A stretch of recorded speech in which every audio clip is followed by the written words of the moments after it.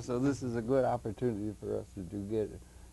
Too bad there are no problems left in the world with Mr. Bush at the helm. I mean, you know, it'd be easier to have a conversation if there were some problems you could address, but everything's in perfect shape. You know? Yeah. But glad to know it. We'll struggle through and try and think of something we can come up with. Cool. Anyway, it's good to see you. Good to see you. Yep.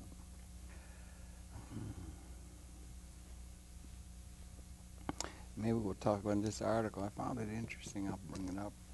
Okay, cool. We're going to anchor it on Nat Wood. Welcome. Excuse me. Welcome very, very much to Conversation. It's a pleasure to welcome to the program Nat Wood. And Nat Wood is a friend, and he's a producer here at MNN, and he's got a program, really good program, called 30 Frames a Second. And Nat, been wanting to do this for a long time. Welcome very much to Conversation. It's really a pleasure to welcome you to the program. Thanks. Fellow producer. Yeah. So listen, we got a whole 58 minutes to talk about the human condition and whatnot, but I wonder if maybe you could share, because we want to anchor it on you, maybe we could share, if you would, with the audience, your background, where you were born and raised, that sort of thing, and then we can use that as a segue into talking about the human condition. And but what's your background? I mean, explain yourself, young man. I was born in Harlem Hospital, July 25th, 1951.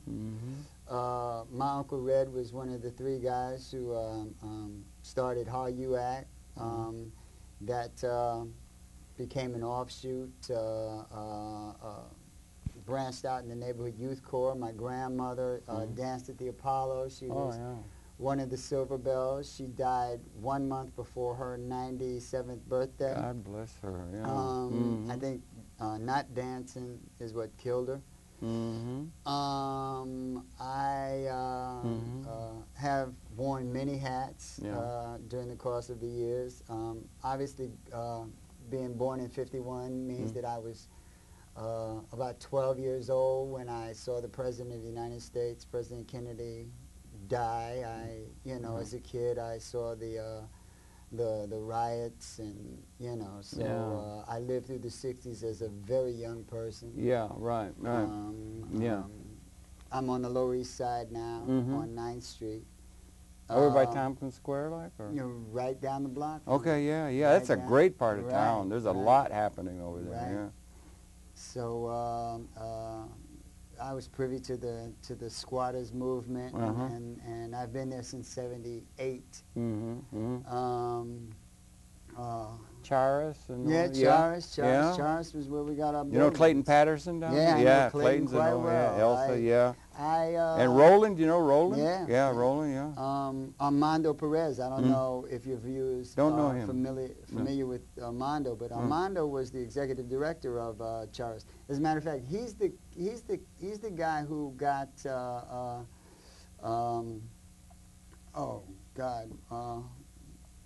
I forget her name. It'll come to you, The councilwoman down there. I know, Margarita Lopez. Yeah, she's great. He brought her in and got her involved in politics. He was a dynamic individual. We got our buildings. We're ACFC. We got our buildings. What's AFC? It's a tenant co-op program. Our buildings were ultimately abandoned by the landlord, and we got into an adopt-a-building program, it was called then, and it later moved on to TIL. And to fast forward like 15 years, we ended up co-opting, getting the buildings to co-op. A lot of that is up for grabs now, so I expect a fight. Wait a minute, a lot of the co-op on the building and tenant-run co-ops. That's being targeted by political forces. It's about to be targeted. Really? Many of the things that people got, to try to improve the conditions of their life are being challenged and targeted nowadays. So, yeah, it seems that way across yeah. the board in a certain sense. It can. Yeah. Yeah. So that's where you have. But I like that part of town. There's always something going on. I remember there's a lot of things going on. You said something about you think your grandmother, your grandmother was it you said? Yeah, my grandmother was a showgirl. Yeah, huh? God bless her. She was the oldest. She was the when she was alive. She was the oldest Silver Belle. Silver Belle. That's Right. a dance troupe or something like the Rockettes or something. Well, they're a group of and they're still dancing. All right, the Silver good. Bells are still kicking it live. Good for them, my God. Jerry Kennedy is the head of that group. Yeah. She dances with them. She also books them. And they're still dancing up a storm. What are they dancing? They dancing tap or are they dancing what? It's like tap, soft shoe type deal. They're hoofers. Yeah, hoofers. That's great. Yeah, it's like the copacetic. Do you remember the copacetics? Was that before your time? Yeah. Or Honey Cole's? Yeah. Honey Cole's exactly. a friend of mine. And Exactly. I knew the copacetics. They were really great people. Well, a lot of all good those stuff guys. going Right, on. right, yeah. right. And she was sort of in that venue or that thing, yes, right? That's exactly. Well, God bless her. I remember when I was a kid, the first time they called my grandmother a hoofer, we almost... What that be? We knew she's a lot, but yeah, right. Those are fighting words, huh? Right, But instead, it's a badge of great honor for crying out loud. Yeah. And you said something about your dad. I'm not sure, or no. My Uncle Reb, my uncle. Yeah, he was involved with something. I didn't get it. Haryu Act. What is that? Haryu Act was a youth program that was started in the 60s, in the late 60s, when there was a lot of government programs. A lot of these programs. A lot of good stuff going on in the 60s for the folks. It's interesting that most of the Negroes that are so snooty today owe their lives and the lives of their progeny, the future generations of their particular clans, to those same types of programs, which enable them to go to school, get an education, bust their way into the job market. You know, a lot of people forget that. Into the professions and that kind of things. Yeah, right. Guys like my Uncle Red, who helped start Haryu, and guys like the late, great Adam Clayton Powell Jr., who not only was a tremendous congressperson, you know, and instituted more legislation for poor people and people of color than any other congressman that has ever lived. But he also hit the picket lines and made specific companies. Hell, in our own community, in Harlem, we could even work in the doggone supermarkets. I know, You know. You got all these absentee landlords running the things, you know. That's right. It was a bloody fight. Is it still like that, or what's it like? What's that? Are you familiar? I mean, you know, what's going on? You got these big Target store, or you got big big malls going on up there and everything. And what's the situation up in Harlem now? I mean, as you see, as far as absentee landlords and that sort of thing. We were just doing a thing. I don't know if you're familiar with Florence Rice. Florence Rice is a goddess. Florence Rice is a goddess. Yeah. She's 85 years old. She spent the better part of those 85 years fighting for fighting for the rights of people of color, minority people, elderly people, poor people. And she is undergoing a tremendous battle herself in her own apartment. I guess her landlord figured that there's nobody here but this old lady and a whole bunch of Dominicans, and they ain't got nobody to care about. You can really put the screws to them, right? Hopefully, we're going to try to find a way to show him that he is somewhat mistaken. He's up against a community, maybe. There ought to be some community organization in support of the less advantaged. There ought to be a whole national commitment. There ought to be a world commitment for the less advantaged rather than the way it be. The producers of MNN, my brother, my partner, David X, who's a member of the New Black Panther Party, got the footage of Florence Rice's apartment because they're trying to evict Florence Rice. They gave her an illegal lease, and they're trying to evict her. her house looks like, I mean, it makes Palestine look like the Holiday Hilton. Were you kidding me? Really? I'm not joking. Well, I'm not joking. The ceilings are all falling down. There's mold all over the house. We're running the show. We've run the show. MNN has been tremendous in this aspect. MNN and Access is a godsend. That's right. That's right. We should get around to talking about that at some point. Now, Access is probably in the scheduling department.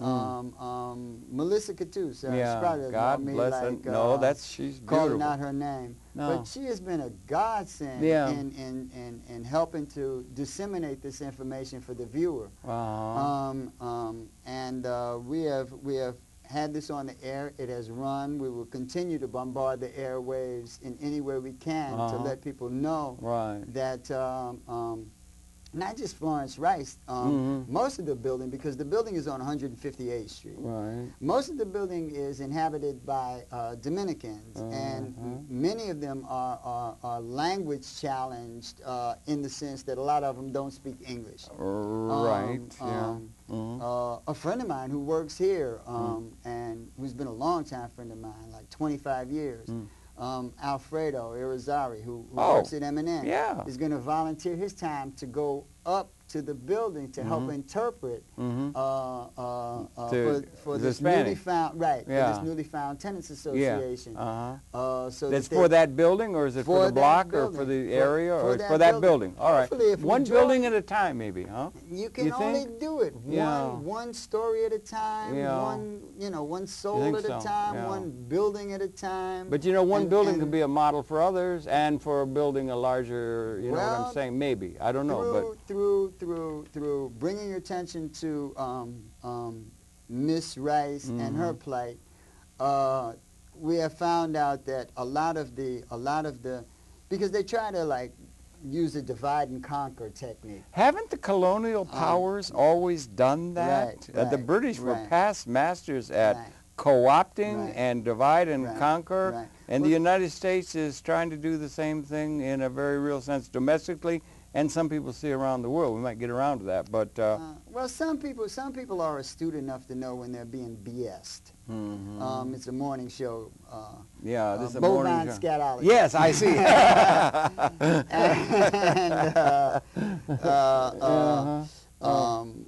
The good thing is that the Dominican tenants in Miss Rice's building has really rallied around Miss Rice, and because of the efforts that we've made, they have formulated a tenants association. For the building? For the building. I don't mean to get in detail, but how many are there? How big is it? How big the co-op? Is it a high-rise? I'm not even sure. Okay, but I do know that by dealing with one soul, we've now expanded to one building. All right. And as we expand to a building, if we are able to show people. Well, take it from one apartment to a building.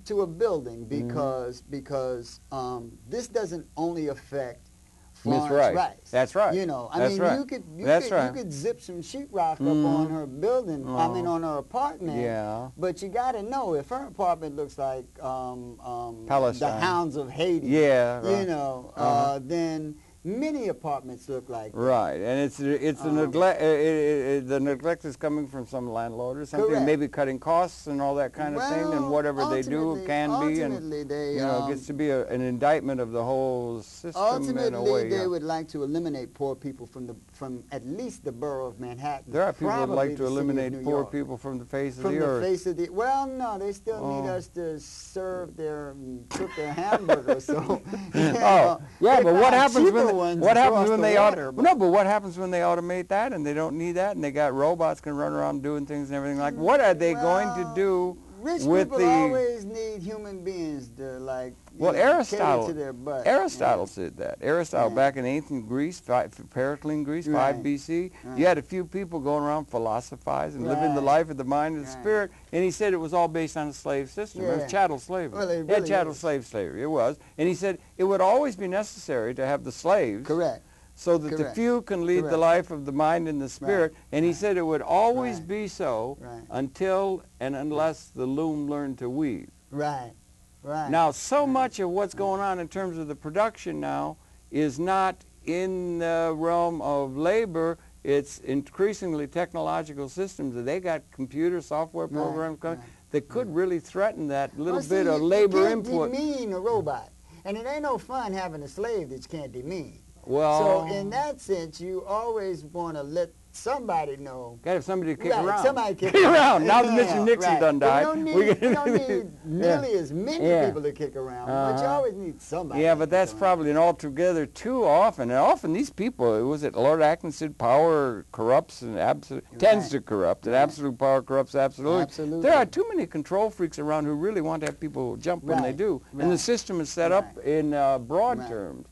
Nationally, locally, nationally, and internationally in a way where, you know, they're on time and they take a pleasure out of that. But if there's a system coming where there can be some sort of a transformation that argument does not hold except by these kind of warped psychological notions of sadomasochism or something like that, it might well be to be made. I mean, there's a big change blowing in the wind, do you think? On this planet, Bobby Dylan used to sing a big change blowing in the wind, and there is, and it's inchoate, it's not even, but you know, it's there. We're coming election year now, but there are many, many things in a systemic way that are wrong with the way we operate this internet, this spaceship Earth. People, conditions will. What was that was you Marcus Garvey. When all else fails to mobilize a people, conditions will. All right, right. I can break it down even into simpler terms. Okay, do. In boxing, they have a phrase. Knock a guy out of it, knock a guy back in. What does that mean? Knock it literally means that, and imagine two boxers in the ring. Right. And one of them is against the ropes, and he's being pummeled. Right. I've seen that. Right. On some occasion. And you beat him so bad that he's literally out on his feet. Yeah. If you just step back, he would fall and they would count him out.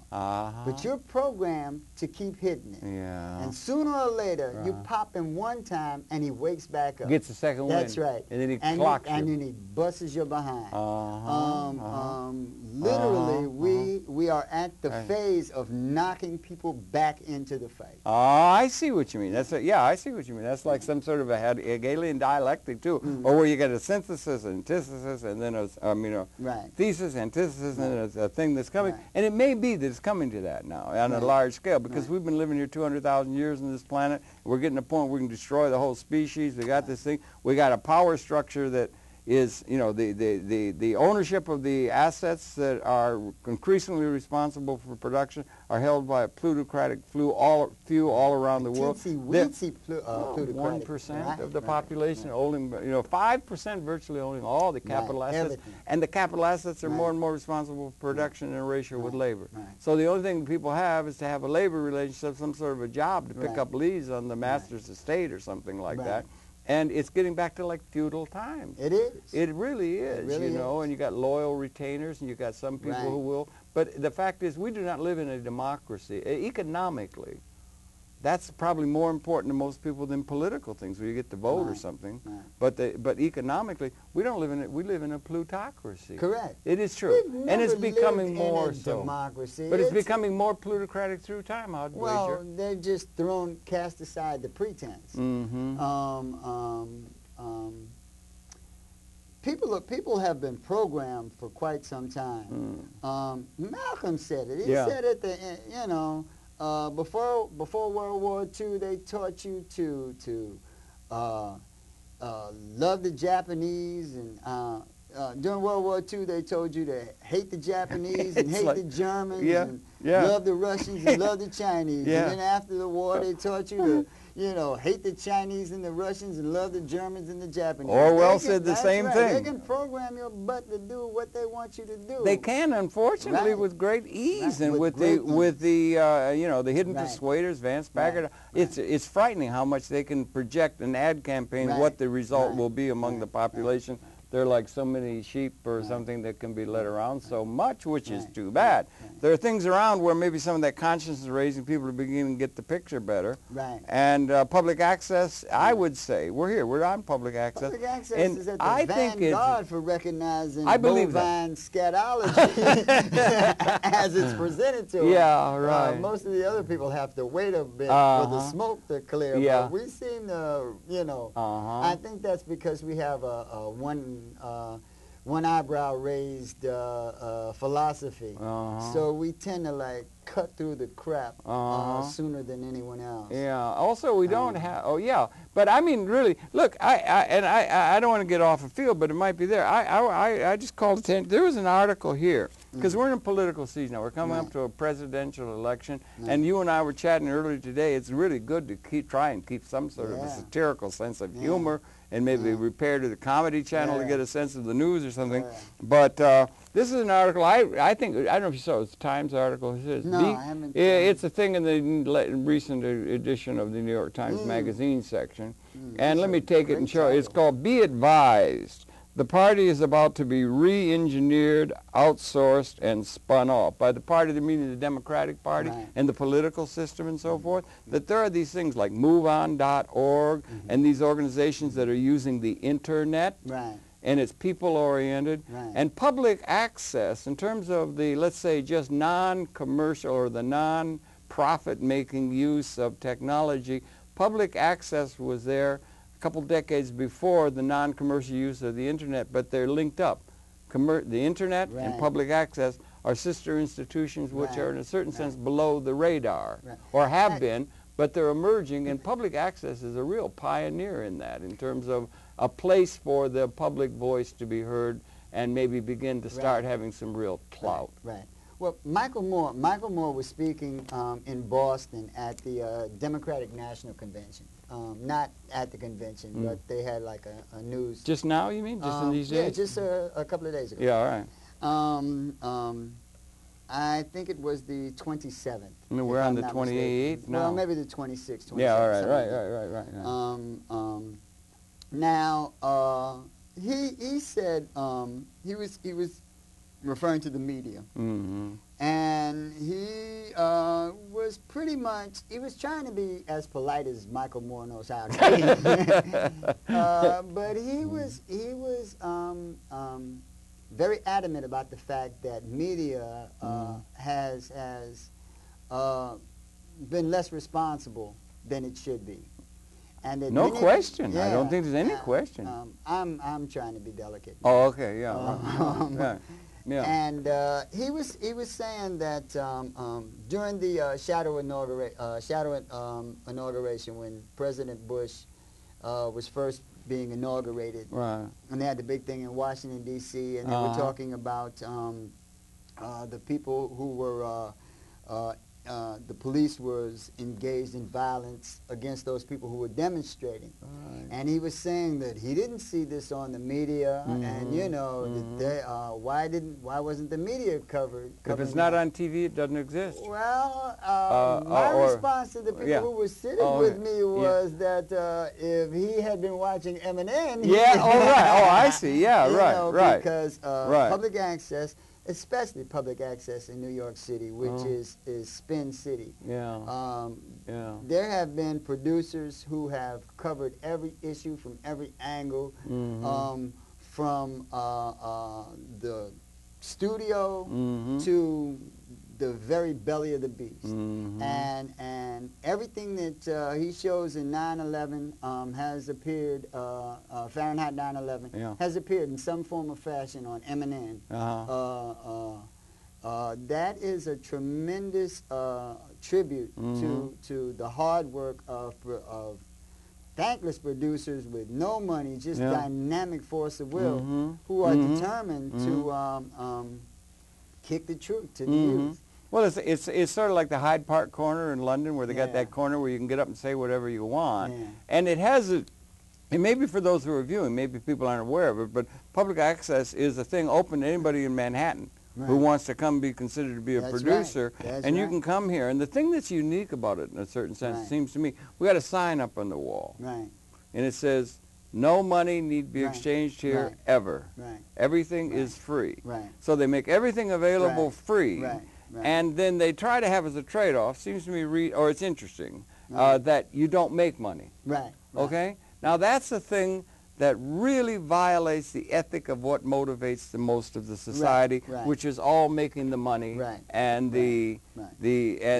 and that makes Right. those institutions Right. susceptible to a Right. certain way of doing Right. things. Right. That when you're just associating with human Right. beings and Right. the free thing, Well, you can that's actually, a whole you different can actually make attitude. money. You just can't make money off of MNN. Oh, you can make money in your life, right, yeah, right, but not off. right. But I not mean, off MNN. yeah, but what I'm saying but is to have. But you see, when right. you're dealing with human beings, like you help me do a program, I Right, help you, that right, kind of thing. When right. you're dealing like that, when you don't have that money thing among human beings, right. I really think it makes a difference. Right. Oh, it Because does those make a corporations are all run like fascist organizations by and large. It's a senior vice president tells the vice president, and they all go down, and it's like a Skinnerian behavioral maze they put people through, and that informs and structures the whole superstructure of the society. And this is a media thing that is the opposite in its philosophy. And we got about 2,500 of these around the country. They're starting to link up by the internet. We're streaming to the world, and the really creative stuff is more likely going to be coming out of this access realm. And the access already has. I think so. And the access realm, I would submit. I'd like to see what you think, particularly this article, the idea that the mediated kind of connection of people, move on, these other kind of things, are going to live past the trauma of some of the political parties and so forth, which are thought of as politics, but it has a sociological implication that is very huge. And there's a link between public access and these other things, move on, and people-oriented stuff. Definitely. You think, definitely. yeah? It's really happening. MNN is the link. The link. When they linked up with Free Speech TV and introduced broadband to MNN, MNN is really the seed that sprouted Amy Goodman all over television. Well, yeah. I'm not talking about radio. Not She's necessarily. been in radio. Not necessarily. Yeah, she's been WBI. She comes up This BAI. was the prototype, baby. Yeah, and she's emerged as a superstar, and she's great. She's great, and she's a superstar, and they're linking up these other things. Yeah. The power of television is considerable. Don't get me wrong. She had a great power base. She had some phenomenal people here at MNN, as well as phenomenal people she works with. Well, John Alpert's great. And you know, those people down at the fire station. John Alpert, visionary people, yeah, that's visionary right. people, John Alpert was great. Who could see something when it didn't exist. That's right. You get into a lot of that independent film thing. Right. You know, you get in an independent film community, you got a lot of creative stuff going on, man. You got a lot of creative people, and creativity is a funny thing because it can happen now. You can do it with, you got the computer, you got to find, if you can get Final Cut Pro, they're making it available here and so on. But you get somebody who's got his chops, they say in jazz and everything, with their technical, and they got a narrative, and you can put something together on zero budget. Yes, you can. Now, zero. Now, wait a minute. Think about that, because the whole business is operated by you got to get the financing from the guys who have the finance, and the finance guys are going to tell you what you're going to do, and they're going to set the pattern, and you better kowtow, and all of that can be vitiated in this movement here of people-oriented movement that goes even and subsumes political processes and institutional structures, and it has a tremendous potentiality in an age of electronic media, don't you think? Right. I want you to so. Listen, there's a few things that I have learned.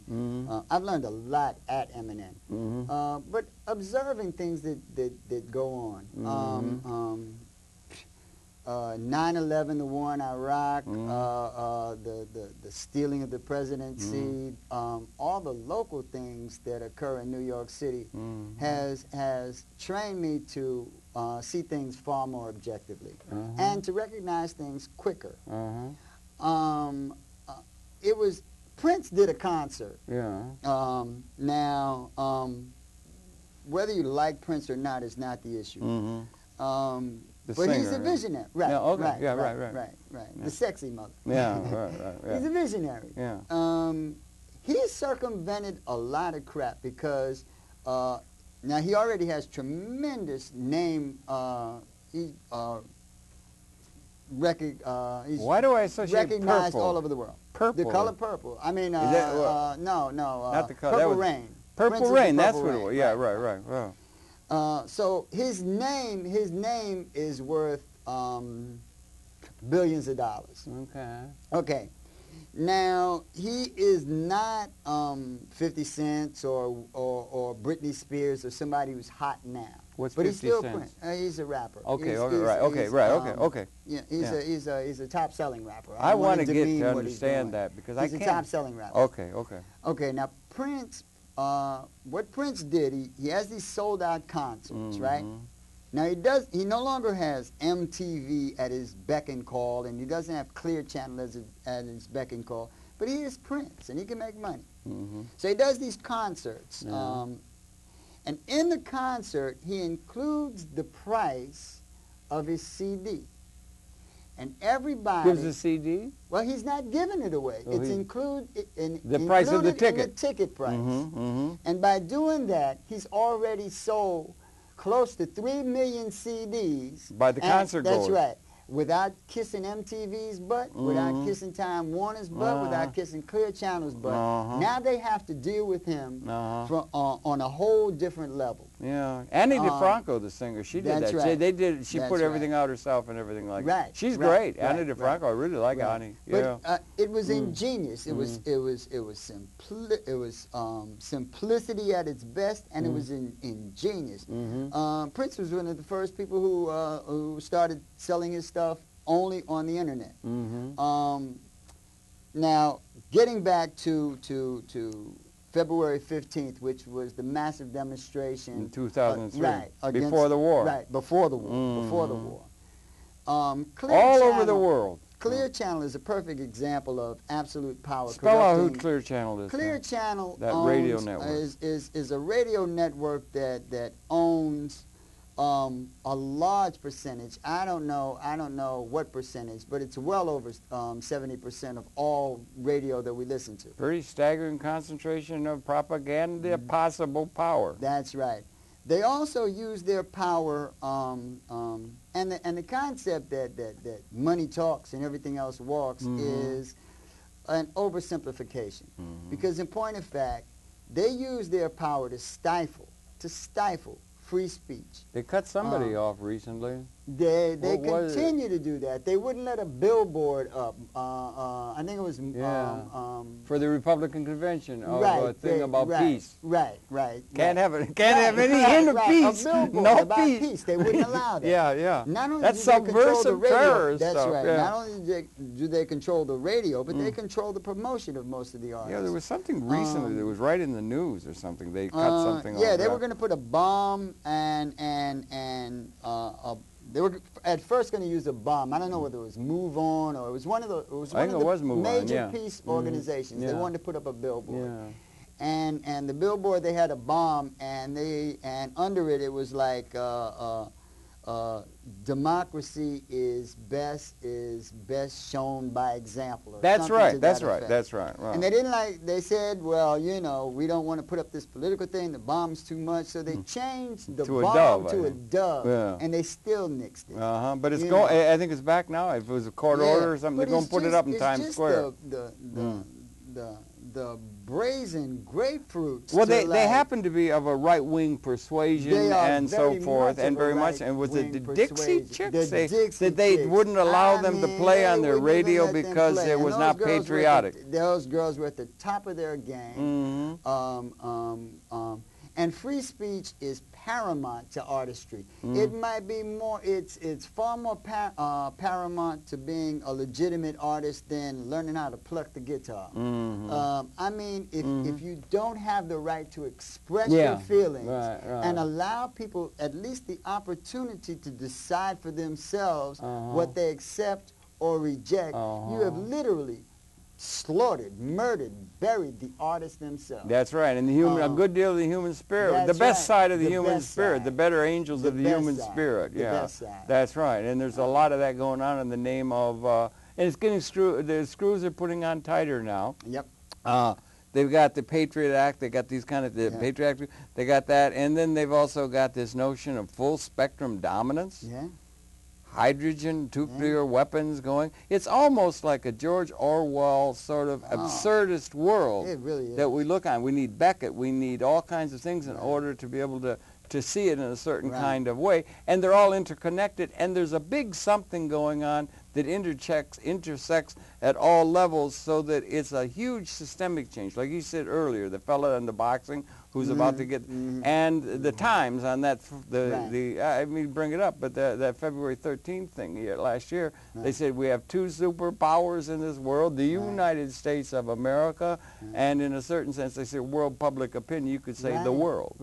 In a very real sense, and that's more real than we would like to think. That may be some sort of an opportunity for us to start looking at things in a systemic way rather than a divided and conquered way that they would have us look at it, people that are running things, and that the folks of the world, it may be too idealistic to think, that the folks of the world who are not well served by a plutocratic system of gated communities and gated prisons are actually going to maybe be able to get linked up in a way where they're going to matter, in a world where they haven't mattered except as, you know, people to serve hamburger, or you know what I'm saying? Maybe there's a real thing, a real reaction to the overreach of the power brokers, pirates that are running the world, and that is going to come in the media, and one of the big aspects of the media is going to do it. This article is interesting, bigger than the political parties. A big, massive thing that's going to come and affect this whole wide world. Do you think there's any chance of that, James Joyce had Daedalus say history is a nightmare from which I'm attempting to awaken? You think maybe the alarm clock's about to go off among the masses of the people of the world, saying we need systemic change that will lead to elemental justice and appropriate utilization of technology in the interest of the whole organism called the human society within an ecological context? Even James what do you Joyce, think? I think even James Joyce had no clue as to where this world would evolve to. He was and this prescient. country would evolve to this quickly. Yeah, it's like the end of a pregnancy. It's quickening. Right. Because we can destroy the whole species now. We can destroy the species. We have satellites in space. Yeah, but we think can a minute. Ram a missile up your butt. Think a minute. Don't care where think you a minute. go. You were born in '51, right? As recently as that, we couldn't do it. That's right. We couldn't destroy this. So in our lifetime, brother, in our lifetime, we've crossed some sort of an existential line in the evolution of universal consciousness. Big things going on in this part of the universe, and our leadership are still going along down the same old line. Backwards there. I mean, I think that, don't you? I think the people are going to have to move, and they've got organizational things where the people are going to start doing. So they're looking for some ideas, and the media is perhaps more important than some of the inherited institutions which anchor everything. Because they're running into the future with their eye fixed firmly on the rear view mirror. No, we have Star Trek technology, and we're being led by a band of colonialists. It seems that way in a very real sense, and they're telling us that's the way it's got to be.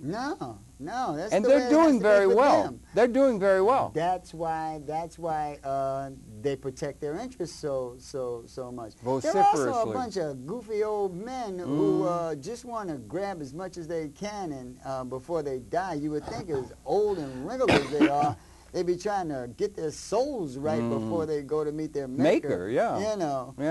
But in point of fact, they visibly recognize, they have to recognize, unless they're just like brain dead, they would have to recognize the fact that much of what they're doing is literally destroying the planet like a cancer. And they are oblivious to this. There's global warming. They're destroying the ecosystem. I mean, my God, what do you want for the planet? You know, is it just to grab all you can and die? And if the world, goes to hell, so what? We have to think more progressively. We live in a time that will not allow us to do anything else. That's right. The future requires something new, and that new is blowing in the wind. That's right. And that new is going to be picked up. It's getting itself honed. That's right. And it's honing institutions that we've inherited, and it's signaling a transformed reality that the institutions that have coming out of history were not equipped to deal with. Right. One of them might be we're getting to where we can take care of everybody. Right. We might be transcending scarcity. Right. And We all kinds of actually capability can. of doing it. We could take care of That's everybody, right. but That's we right. don't do it because we're holding on to principles and organizational assumptions that are outdated because they can't catch up with the ontological reality, the broader reality that is not set within the institutions. Maybe the artists and the young or something. We can't do it because a handful of people and organizations who are hell-bent on controlling and dominating the planet have bamboozled most of the people who could make a change. Slowly, inevitably, inexorably, people are awakening. But in point of fact, they cannot win because for them to win... Are you talking about the people or the power brokers? The power brokers. Oh, okay. In point of fact, by definition, they cannot win. They've been winning for a few centuries. Well, it's been like this since Rome. It's a whole different paradigm. Okay. It's a different paradigm. You do believe that, right? Okay. Paradigm. Yeah, it's a, yeah. If you believe the paradigm, it's a whole new paradigm. Only in the sense that should they win, should we continue on this course that they have set for us, it means extinction. And extinction is not winning. So they can continue to own everything. Have you can trademarked continue that? to destroy everything. Yeah. But extinction is not victory. Wait a minute, that's two lines. Have you got those trademarked? Yeah. Extinction is not winning, and extinction is not, what was the other Victory. thing? Victory. That's yeah. right. That's right. Yeah, and the thing is that's something new. Right. I mean, the technology, we could wipe out the other tribe or something, but now, apparently, I don't know, that should be something that should be studied in our think tanks. Is that true? That we have systems that if it's unleashed, like the Second World War, we couldn't do it, even Korea, you know? But if it were, is it really true that there would not be a single Homo sapien survivor anywhere on this whole spaceship Earth? I mean, you know, they could do. I don't know. You know, in the caves of New Guinea or something. The roach has been well, the roach isn't a human being. Pretty resistant. So yeah. Well, the roaches might. Yeah. I'm pretty sure. No, but that would be a piece of ultimate. That would be a piece of existential research that could be done. Yeah. And it could be measured, and we could know. Is that the case? I asked this fellow Joshua Lederberg, who's leading expert on it. He said we crossed a line with our weapons, thermonuclear and so forth, along about 1970. Right. That's within our lifetime. We crossed this line after 10,000 generations. Now, there's something signaling from that, you know. And then the question would be, what's the adverse side of that? Now, my thing is, my contention is that we should study it. Get that down. Let it get it out there. Yeah, we can do it. We can do it. Or maybe they say we've distorted the... Possibly. Well, no. The whole species. No. Once you, first of all, once you destroy the ozone, it will be billions of years before life springs again. I mean, it was billions of years. You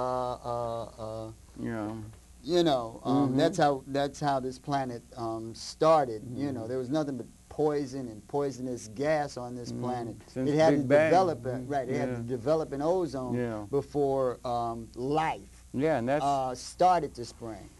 That's being depleted alarmingly over the Antarctic and that. But in point of fact, if we have come this far to render ourselves extinct and wait another 200 billion years for another shot, maybe, that ain't no victory. But this kind of, if I may, and this may be off the track, because people say that's pointless to think about it, or some people say you can't do it, it's impossible. Not to think about it. No, the people will try and not think about that, but I think maybe there should be, you know, some NHI grants or something to that question, and the information put out just exactly what the reality is. Our intelligence agencies haven't been very good about telling us about Iraq and other kinds of things. They seem to be the gang that couldn't shoot straight, but they might be able to get some idea of what the existential, the comprehensively understood reality about this spaceship Earth is, and present it to the people in order to have that as a template for making decisions. One aspect of that would be, can we really, how destructive can we be? You know, and put it down on a chart. We could have a chart or something. Brother, Well, But first of all, that information is already available. You think it is? Yes. Where do we go for that? The You got a problem is website? getting it disseminated. No, where's the website? Where's the research? Oh, Who does it? you could go to Google and pop in the keywords, and information will pop up. But I want authoritative No, I'm records talking and about footnotes and authoritative things like records. that. Where? Where do we go? I would go to Google. Hell, go. You could go to. You could listen. Go to PBS. Go to Dogpile. Right, go to Dogpile. PBS.org. Yeah. Nova, or or even Frontline, and you'll find the path. I haven't seen anything. No, I haven't seen anybody. No, I haven't seen anybody. Of course, I have to do most of my researching at 3 o'clock in the morning. Well, there's good stuff going. You can do things there. Why is that? Most of that information, because it is not the availability of information that's the problem. It's the dissemination of the information that is available that is the problem. That's a research thing. We have to learn how to be better researchers and be able to disseminate the knowledge. That's where public access and the internet and things of that nature come in. Yeah, but what I was reaching for, instead of, if you wanted to try and start disseminating information about the bad things, like God bless the people at International Action Center. Yeah. You ever been down there? Yeah. With Brian Becker and Street, right. yeah, I know Brian quite well. Yeah, Brian's great, and Gabriel and all that. I can remember when they first got that place, Right. and I said, "What's your charge?" Well, we're going to address injustice in the world. Man, you need a coliseum, you know. You need a section over here, a section over there. You know what I'm saying? It's manifest, you know. Right. But God bless them, they're doing that. Right. I mean, but what you do is you start seeing patterns, right. some sort of pattern to this thing where there's interconnection thing, because it's so much. If you do it, Answer has been fantastic too, and not just in New York, but international. Yeah. They've organized a lot of marches and stuff like that. They've been there, and Ramsey Clark, God bless him. Ramsey Clark should get the Nobel Peace Prize. He's right on the spot. Yeah, he really should. But anyway, but the thing is to get and what you want to get at is like you're looking at a pointillist painting or something like that. There's dots all over, and then you come back, and then you get a pattern recognizing thing about where you see the whole thing as a system. Right. And then you want some basic data about that whole system or something. And I don't know. Anybody in the audience who could get to me basic good research. Can we now know that with the weapon systems that exist, if they're unleashed, would it mean the end of the human species? That's pretty basic data. Have we reached that point? Yes.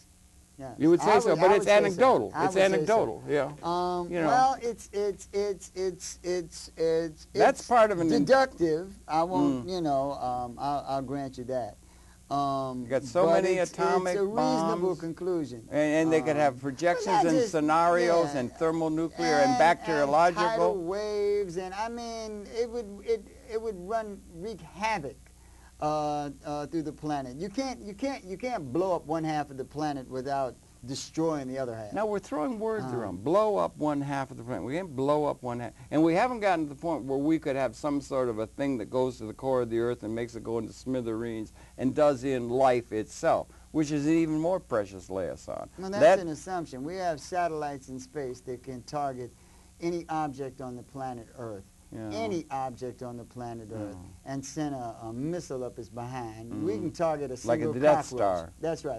That's right. We have Death Stars in space that can target a single cockroach. Yeah, but now we're talking in the realm. What I want to do is that's what we have. You know what? That's I know. But what I'm talking about, I want to get a national. That's what we know. That's what chumps like you and me know we have. That doesn't even go into what we have, because if we know about it, it's outdated by 50 years. If they allow us to know this, those people who keep the secret so well about Iraq, that's right. I mean, they are a gang that cannot shoot straight, and they call themselves intelligence agencies. They have no sense of empathy for the understanding of the cultures of the world or anything. They're really very, very tunnel vision and blinkered. Yeah, that's because they got an ideological thing that's going through.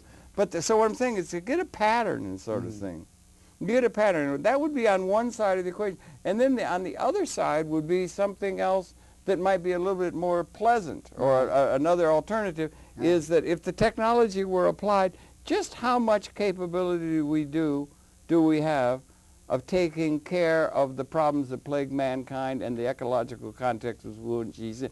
We have a capability of making this planet a garden of Eden. You better believe it. I mean, that should be made available to them as a choice that is not being opted for, that we may be actually, Fuller did that, if I may. I'm Fuller.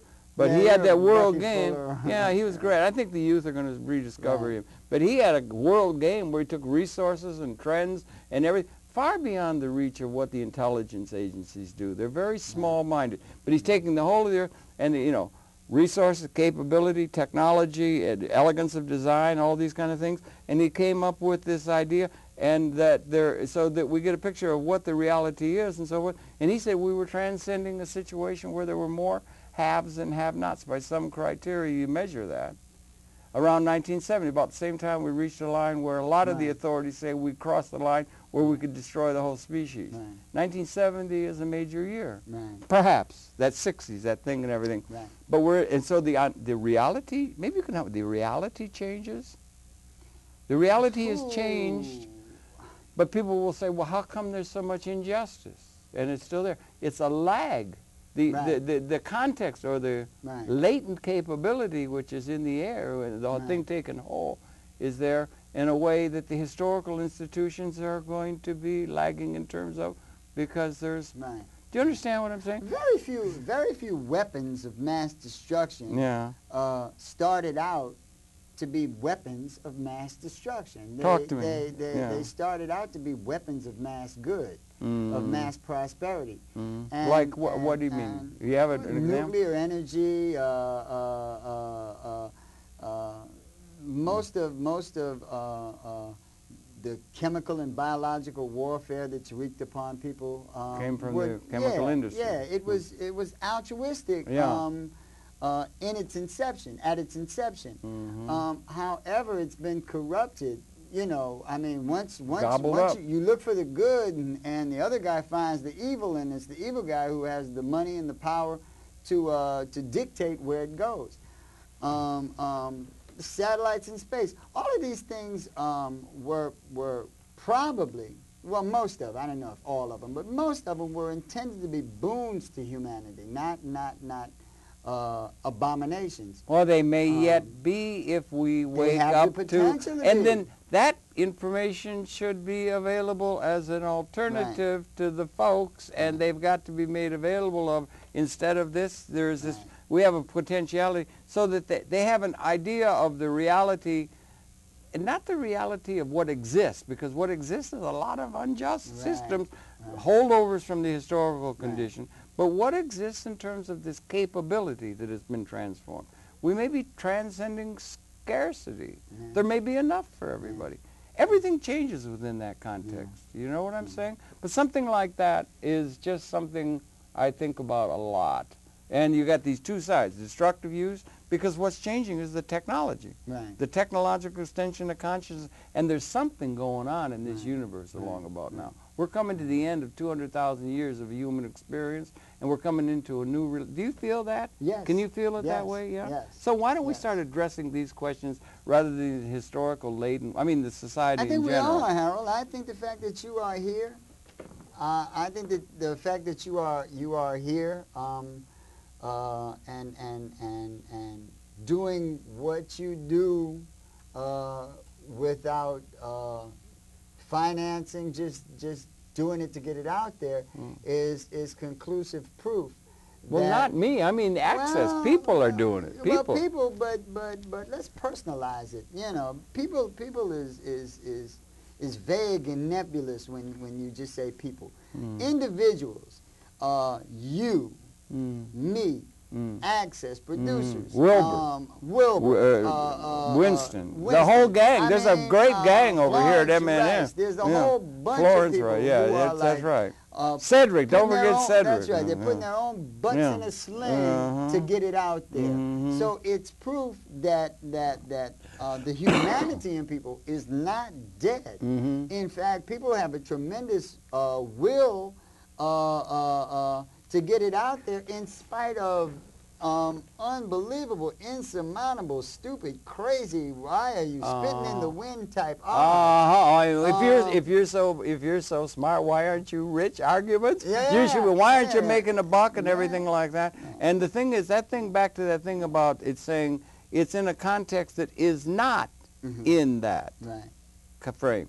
Now that at the outset for the society is in a certain sense subvert. You mean you're just doing something for nothing? And we're not kids, contributing. I got grandkids. I have buried children. I have buried grandmothers. I've lived a long time. I mean, you're talking about me personally. You haven't lived long yet, young man. Well, I've lived long enough to have all experience tragedy. Yeah, I know. I've lived long enough in a skin color to know that the fact that just my ability to sit here and talk with you for 58 minutes is a direct result of people dying for something that they would never experience. Yeah, right.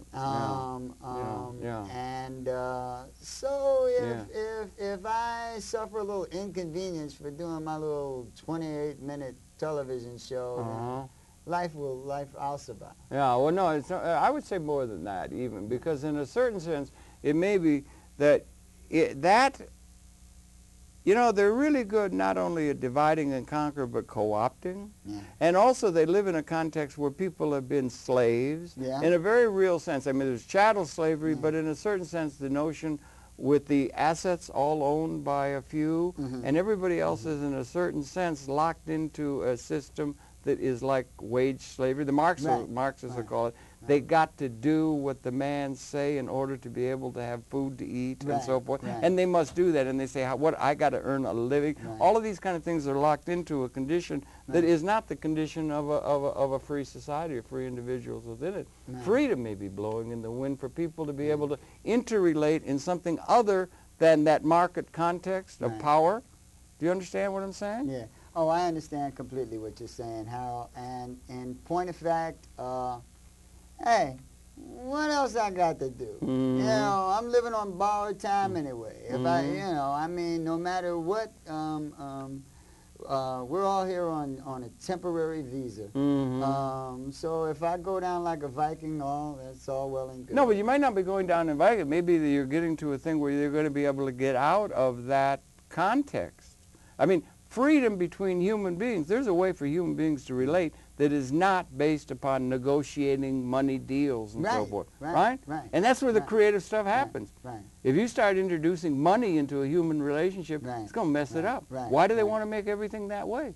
In this context, it's people working because it's human, and it's a mighty force in all of that. And public access is the leading edge of that. So listen, we could go on talking a great time. Yes, we could. We have, especially with you. We have talked a great length. Yes, we have. Yes, we listen, have. thanks, man. Your pleasure. You, man. Your pleasure has the perceptions of Nat. Nat Wood, 30 frames a second. When's it air? Let them real quick. It's every other Friday, 7 o'clock.